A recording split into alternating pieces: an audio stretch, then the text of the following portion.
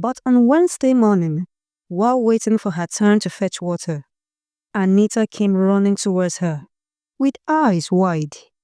"Babe, it don't happen." Sandra turned slowly. "What?" Anita shoved her phone into her hands. A gossip blog had posted a new article with the headline, "Exposed. Governor's son engaged to fake heiress." Her real name is Sandra Okafor from Mushin. Sandra felt the world stop. She clicked on the post. There, beside David's Instagram photo of her, was a collage of her real photos, pictures from her secondary school graduation, a selfie at her Face Me I Face You apartment, even an old family picture. Someone had gone digging, and they had found everything. The post read, "Sources close to the girl reveal she created the fake online identity using the name Sandra Williams and posed as the only daughter of Chief Williams. Her real parents are unknown, but neighbors from Mushin confirm her mother is a petty trader and her father died when she was a child." Hundreds of comments followed. "Chai, this girl get mind though. This is 419 with eyelashes." "David really fell for a street girl." Shake my head. Sandra's hands went cold. Her head spun. Everything she had tried to hide was now out there for the world to see. Immediately, her phone rang. It was David. She couldn't bring herself to answer. She let the phone ring until it stopped. Then it rang again. And again. Finally, it stopped completely. Anita sat across the bed, watching her friend with pity. "You have to pick eventually. It's better you talk to him directly than let the blogs tell your story." Sandra shook her head, her voice barely above a whisper. "What will I say? That everything he believed was a lie? That I'm not Sandra Williams but Sandra Okafor? That I can't even afford to eat 3 times a day?" Anita sighed. It's better than him hearing it from strangers. At least give him that respect. An hour later, after several deep breaths and trembling fingers, Sandra finally picked when the phone rang again. "David," she said, her voice breaking. His voice was cold and calm. "So, it's true." Sandra swallowed hard. "Yes." There was a long silence. Then he asked, "Why?" "Sandra, why did you lie to me?" Tears filled her eyes. "Because I didn't think you ever noticed a girl like me. I was tired of being invincible.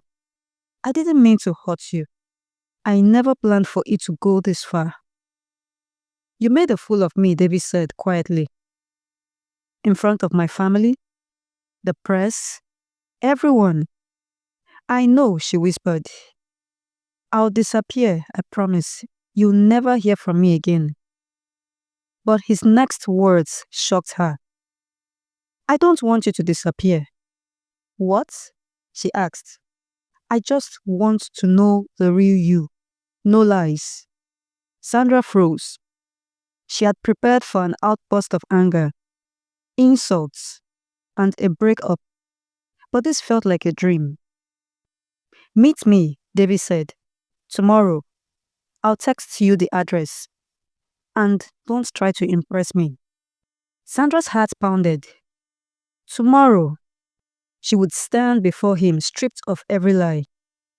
And for the first time, he will see her for who she is. "Sure you don't dey craze?" Anita asked, after Sandra told her everything. "So, a whole governor pikin tell you say him no vex for wetin you do am, and you believe? What if na lie? What if him bring police to arrest you? If you no fit pity yourself, Sandra, pity your poor mama wey dey Mushin. I dey warn you." Sandra thought for a long time before making a decision. Sandra arrived at the location, David had sent to her, wearing a simple gown and flat sandals. No makeup, no wig, just her natural cornrows, tied back with a scarf. Her face felt bare, exposed and real. She had never felt so afraid in her life. He looked different too. No designer shades, no flashy car keys, just a simple polo shirt and jeans. So he began after a long pause. "This is the real you." Sandra nodded, unable to speak. He looked at her for a long moment before exhaling deeply. "You look even more beautiful," he said. "I'm sorry, David," she said. Her voice was shaking. "I was just an ordinary girl, trying to feel important. I didn't mean to fall for you, or make you fall for me." David looked down at his hands, then back up. "Do you know what it feels like to believe you found someone genuine, only to realize it was all lies?" Sandra's eyes filled with tears. "I wasn't trying to use you, David, but you did." She nodded, feeling defeated. "Yes, I did." Silence fell between them again. Then David said something she didn't expect. "You know what's crazy? Even now, after everything you did, I still can't get you off my mind." Sandra looked up. "What do you mean?" "I'm not promising you anything," he said, "but I want to know who you really are. If you are willing to be real from this point forward." She blinked. "You are giving me a second chance?" "I'm not giving Sandra Williams a second chance," he said. "I'm giving Sandra Okafor a second chance." And for the first time in days, she smiled. The following week, things moved slowly between Sandra and David. There were no more fancy dinners or social media posts, no flashy cameras or elegant gowns, just quiet conversations, awkward silences, and the delicate rebuilding of trust. Sandra returned fully to her normal life. But this time, something felt different. She was no longer living a fake life. David, on the other hand, kept calling. He asked her about her childhood, her dreams, her struggles. No more fake stories. She told him about growing up in Mushin, about her father who died when she was only 8, about her mother's abacha business, and her dream of becoming a human rights lawyer one day. "I have never had anyone ask me real questions before," Sandra told him during one of their long evening calls. "With you, it feels like I can finally be myself." David was silent for a moment. Then he said, "I've met hundreds of rich girls in my life. Most of them only care about power and attention. But you wanted to be noticed, yes. But I can tell now, your heart wasn't fake, just your name." Sandra laughed softly. "That's the nicest thing anyone has said to a liar like me." But not everyone shared David's forgiving heart. The story had already gone viral, and the media wasn't letting it go. Headlines like "Gold Digger Tricks Governor's Son" and "From Mushin to Banana Island, the fake heiress saga" continued to spread like wildfire. David's mother called him in for a serious talk. You can't build a future with someone whose entire life started with a lie, his father warned. What else is she hiding? David didn't respond, but he knew one thing. He had seen the real Sandra, and that version mattered more than any lie. David arrived at the mansion alone, dressed casually. No driver, no escort. He had requested a private dinner with his parents. His mother set the table herself, sensing something was different. "You've been quiet lately," she said as they ate. "Is it about the girl?" David nodded. "Sandra." His father scoffed. "You mean the girl who pretended to be someone else and fooled the entire household?" "She didn't fool us, Dad. She fooled me. David replied calmly, and I take responsibility for that. But I also got to know her beyond the fake name. Governor Richard dropped his cutlery. David, you are a public figure. Your choices affect our image. You want to marry a girl with no pedigree? No background? What happens when the press keeps dragging our name? David looked at his father in the eye. They already are, and we are still standing. His mother spoke gently. But David, why her? After all the lies? Because she told me the truth. Even when it was too late. She didn't run. She faced me. And most of the people we dine with lie every day. In polished suits and high heels. Sandra's only crime was trying to be seen in a world that looks away from girls like her. The governor leaned back in his chair, silent. Finally, he said, "You are not a child anymore. If this is your decision, that is your own cup of tea. But she will never be fully accepted in this house. You must be prepared for that." David nodded. I already am. 2 weeks passed, and the gossip blogs have moved on to a new scandal. David kept a low profile, and Sandra, on the other hand, stayed off social media completely. She focused on school, working hard to catch up on missed assignments. Life became quiet once again, almost too quiet. Then one evening, David showed up at her house. Sandra was bent over her small reading table, trying to finish an assignment before the generator went off, when a gentle knock echoed through the narrow corridor. Before she could answer, Anita, her roommate, opened the door. The sight that met her eyes made her jaw drop. Standing there in a crisp white shirt that clung perfectly to his broad shoulders, and with that confident yet charming smile that could melt the heart of an angry LASMA officer, was David. "You must be Anita," he said, as he extended his hand for a warm handshake. "I've heard a lot about you." Anita shook her head. His hands felt soft. So soft she didn't want to let him go. "It's nice to finally meet you, sir," she said with a smile. "Nice to meet you too. Is Sandra in?" he asked politely. Sandra appeared from the back. "David, I wasn't expecting you." Anita, still rooted by the door, cleared her throat. Her eyes bulged like she was watching a scene from a Nollywood film. Okay, I'll just give you two some privacy." She grabbed her phone and slipped outside. David pulled the chair close and sat facing Sandra, who sat on the bed. "You could have just asked me to come over," she said, after settling down. "You know, the blogs, they'll talk." "Then let them talk," he said, interrupting her. "Listen, Sandra, we have to get used to the fact that we're a couple now, and the spotlight will always be on us, irrespective of what we do.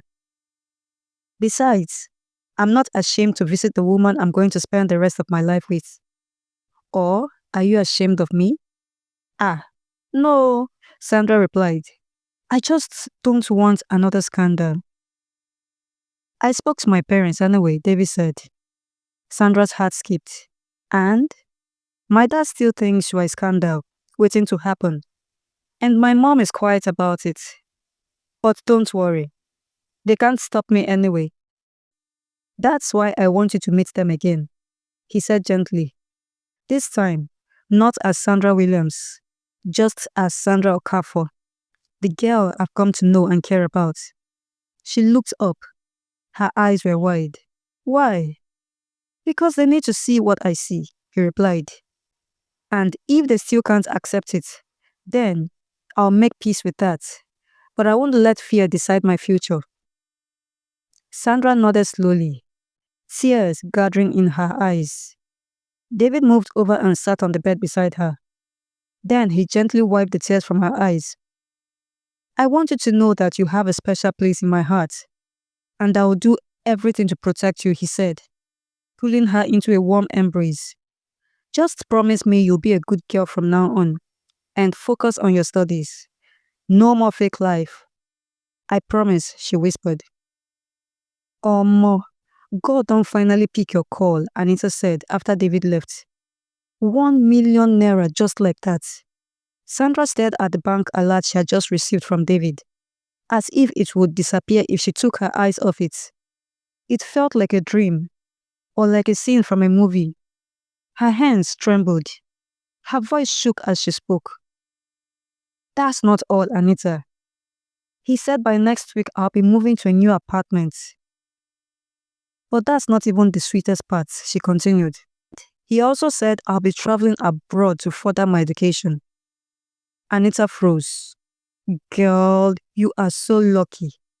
It's not everyone that pulls this kind of stunt and goes away with a happily ever after story. You suppose go to Thanksgiving, oh. My sister, see me, oh. Sandra said. Who am I that God decided to favor me like this? Na kiri for a day like this, oh. She turned to Sandra. Babe, my story will never be complete without you. You've been there for me from the very day I stepped my feet in this school. Thank you. Thank you, Anita. That night, Sandra sent 200K to her mom and gave 200K to Anita for being a good friend. A week later, David took Sandra to see his parents. She wore simple but nice clothes and light makeup. Sandra sat in the massive sitting room, her heart thumping. Everything looked even more expensive now. Gold frames, marble floors, but she wasn't that girl anymore. The one who would pretend just to fit in. The one who would pretend just to fit in. This time, she came with nothing but the truth. David's mother entered first. She was soft-spoken as always. Welcome, Sandra. Thank you, ma, Sandra said politely, her hands folded in front of her. Then the governor came in. He was stern, upright, and silent. He didn't respond to her greetings. David joined them moments later and sat beside her. I wanted you to meet her again, he said to his parents. Not the version the internet mocked, but the real one. Sandra spoke before they could respond. Mom, Dad, I know I lied, she began. I won't make excuses for that. I was desperate. Poor. And trying to survive in a world that doesn't listen to girls from poor backgrounds like me. But I won't apologize for dreaming big. I only regret doing it the wrong way. The room was quiet. No one interrupted. I'm not after your son's money, she continued. I'm not interested in your mansion or your last name. I just want a chance to show you the real me. And a chance to love and be loved without pretending. The governor studied her face, then leaned back. You are bold, he said finally, though you acted foolishly. But I admire your boldness. Sandra didn't flinch. David's mother sighed. Well, boldness is what this family needs at this point, right, honey? She said, turning to her husband. I must confess, you found yourself a real gem, the governor said to David. After a long silence, you have my blessing. Thank you, Dad. Thank you, Mom, David and Sandra echoed. That evening, as David walked her back to the gate, he took her hand. So, Mrs. David-to-be, where do you say we go from here? Sandra smiled shyly. What? You heard my parents. We have their blessings now. So, no more hide and seek. No more hide and seek, she repeated, as he pulled her into a warm embrace. Thank you for watching this video. Tell me what you learned in the comment section. Would you forgive Sandra if you were David? Don't forget to like, share, and subscribe for more stories. Love you all.